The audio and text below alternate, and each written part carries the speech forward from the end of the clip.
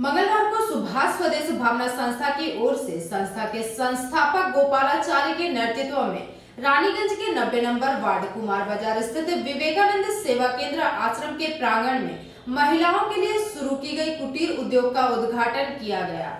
मंगलवार को सुभाष स्वदेश भावना संस्था की ओर से संस्था के संस्थापक गोपालाचार्य के नेतृत्व में रानीगंज के 90 नंबर वार्ड कुमार बाजार स्थित विवेकानंद सेवा केंद्र आश्रम प्रांगण में महिलाओं के लिए शुरू किए गए कुटीर उद्योग का उद्घाटन किया गया। इस दौरान संस्था के सदस्यों ने जानकारी देते हुए बताया कि गोपालाचार्य के नेतृत्व में महिलाओं को बढ़ावा देने हेतु विभिन्न इलाकों में कुटीर उद्योग की शुरुआत की जा रही है। इससे पहले वार्ड नंबर 91 में इस प्रकार के कुटीर उद्योग का उद्घाटन किया गया था एवं आज वार्ड नंबर 90 में इसकी शुरुआत की गई।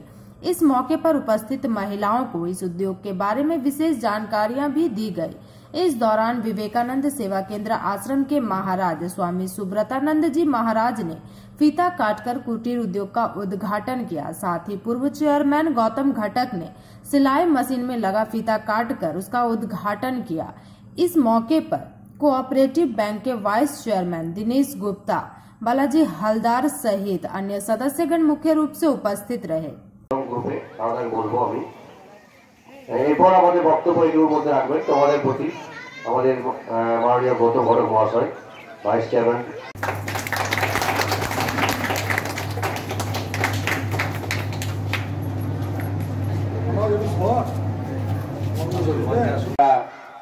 সেলাই মেশিন দিয়েছি এই সুভাষ স্বদেশ ভাবনার পক্ষ থেকে।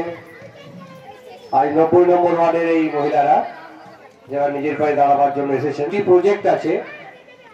প্রজেক্ট আছে সেলাই মেশিন, সেলাই শিক্ষণ এবং আরেকটি আছে ফলা তৈরি এবং কাগজের প্লেট তৈরির মেশিন। তো আমাদের সেই কাগজের প্লেট তৈরির মেশিন চলে আসবে তাড়াতাড়ির মধ্যেই। তো যারা আমাদের এখানে নাম লিখিয়েছে আমরা গ্রুপ ভাগ করে সেইগুলো শিক্ষণের ব্যবস্থা করব আমরা। তো আমরা এই 90 নম্বর ওয়ার্ডে পেয়েছি আমরা বিশিষ্ট গুণীজনদের। আমি প্রথমেই বলবো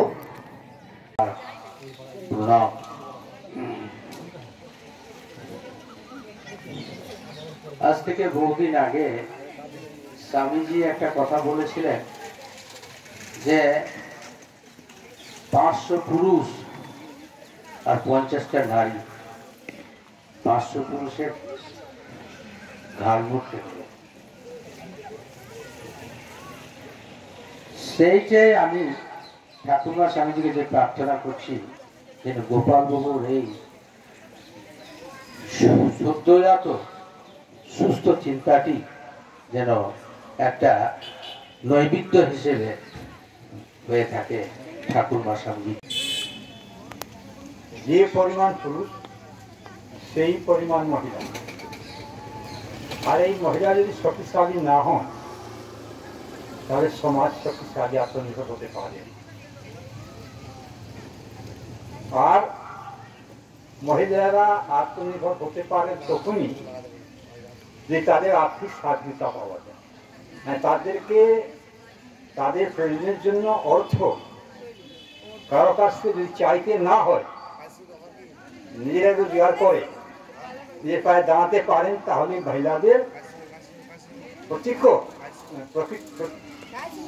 মহিলাদের বলা যায় তারা আত্মনির্ভর, কারণ পরাধীন।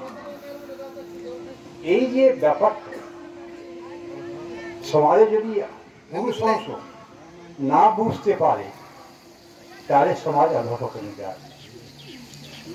গোপালবাবু 2016 সালে কোঅপারেটিভ ব্যাংকের দায়িত্বে আসার পরেই প্রথম আমার সঙ্গে কথা বলেন, আলোচনা করেন যে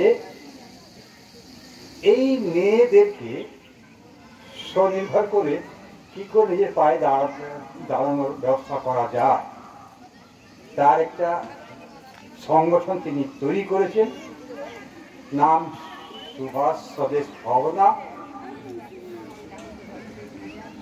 তার মধ্যে দিয়ে চিন্তা ভাবনা করে একটা রাস্তা তৈরি করা যেতে পারে। কর্ণধার গোপালাচার্য মহাশয়, দীনেশ গুপ্ত আছেন, রানীগঞ্জের পরিচিত মানুষ, বালাজি বাবু আছেন, আরো অন্যান্য অসংখ্য। খুব ভালো লাগছে যে রানীগঞ্জে একটা সামাজিক সংগঠন গড়ে উঠছে। বেশ কিছুদিন ধরে এই সংগঠনটা কাজ করছে এবং এই কাজের মধ্য দিয়ে যেটা চেষ্টা করা হচ্ছে, যারা এরা চেষ্টা করছে, এরা হচ্ছে সমাজকে এগিয়ে নিয়ে যাওয়া, বিশেষ করে মেয়েদের মধ্যে এমন একটা অবস্থার সৃষ্টি করা, এমন একটা ব্যবস্থা করা যাতে মেয়েরা কিছুটা রোজগার করতে পারে, স্বাবলম্বী হতে পারে। এটা চিন্তাধারা কিন্তু বহু পুরনো। আমাদের দেশের সরকার অনেক রকম চিন্তা ভাবনা করে এবং অনেক কিছু করেছেও, কিন্তু আমরা দেখি যে সেগুলো কিন্তু রূপায়ণ ঠিক মতো হয়। সবচেয়ে বড় কথা হচ্ছে এটাকে রূপায়ণ করা। আগে তো মেয়েরা ঘরের মধ্যে আবদ্ধ থাকতো, কেউ বেরোতেই পারত না। তার কিন্তু ভালো লাগছে যে এতগুলো মহিলা আপনারা এখানে এসছেন এবং আপনাদের মনের প্রাণে চান যে আমরা একটা কিছু করি। এবং এই যে করাটা, এটা কিন্তু আজকের যুগের খুব প্রয়োজন। আজকের যে যুগটা আপনারা দেখছেন, এটা কিন্তু আমরা আজকে 20, 30, 50 বছর আগে এরকম দেখিনি। আকাশচুম্বী জিনিসের দাম। আমাদের যেটা শুরু হয়েছে মানে সুভাষ স্বদেশ ভাবনার পক্ষ থেকে, যে মহিলাদের স্বয়ম্বর গোষ্ঠী তৈরি করে, সেলফ হেল্প গ্রুপ তৈরি করে তাদের নিজের পায়ে দাঁড়ানোর জন্য যে বিভিন্ন প্রজেক্টগুলো রয়েছে, সেগুলো আমরা সুভাষ স্বদেশ ভাবনার পক্ষ থেকে প্রত্যেকটা ওয়ার্ডে শুরু করছি এবং অন্ডাল ব্লকেও শুরু করেছি। ইতিমধ্যে কোন কোন ওয়ার্ডগুলো মানে শুরু হয়ে গেছে কাজ? ইতিমধ্যে আমরা বল্লভপুর গ্রাম পঞ্চায়েত আন্ডারে নূপুর গ্রামে করেছি। আমরা নূপুর গ্রামে রয়েছে আমাদের ভাইয়েরা সুভাষ স্বদেশ ভাবনার।